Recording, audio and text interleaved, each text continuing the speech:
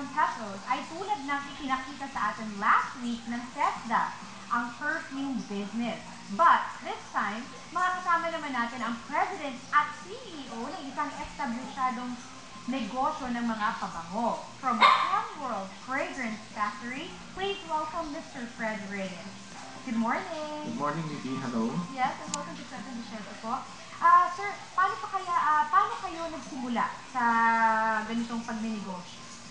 Nung 4 years ago, ay nagsimula kami magbigay ng seminar, workshop sa mga gustong magnegosyo.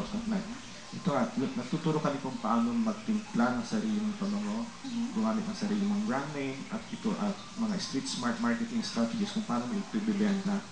I see. Ito yung mga samples. Ayan. Yan mga samples niyan. Okay. Paano ba mga nangyari pwede ka nang makapag-umpisa ng negosyo nito sa 5,000?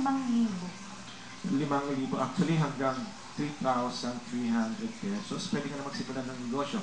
Yun ang ina-offer namin na starter business package. Okay. So, kompleto na yung ingredients doon, fragrance oils, mga bote, at mga glasswares kung saan ka magtitimpla. I see. So, sir, sa inyo din ba nakukuha yung mga supplies like ingredients at yung nasabi niyo yung mga bote? Yeah, we make it simpler for our participants, our entrepreneurs to start their business.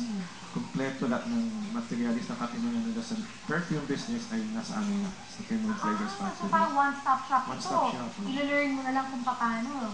At yun ang itinuturo namin. Half-day seminar lang, uwi sila na marunong na talaga magpita ng perfume, cologne, sa kayo-dituloy. So to start your own business, actually, 3,300 lang. Pwede na. Uy, di ba ang gandang balita niyan? Sa mga kababayan natin sa Middle East na pag-uwi nila dito, gusto nila mag-start ng business. This is a good idea. Pero aside from training, kung paano ginagawa yung perfume, sir, you also have seminars for marketing strategies, di ba? How helpful is this ba talaga? Tama kasi mga practical situations, practical cases yung tinuturo namin. Kung paano ka magsisimula ng maliit, kung sa mga kaibigan, kamag-anak mo, at kung paano ka mag-appoint ng mga sub-dealers mo para mas mapalawak mo yung market mo. Okay. So, yun na, pati mga pagtimpla ng mga original fragrances kung gusto mong pasukin nyo, pwede rin yun.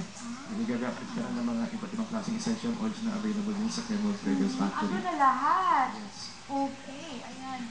Well, maraming salamat po. Ayan.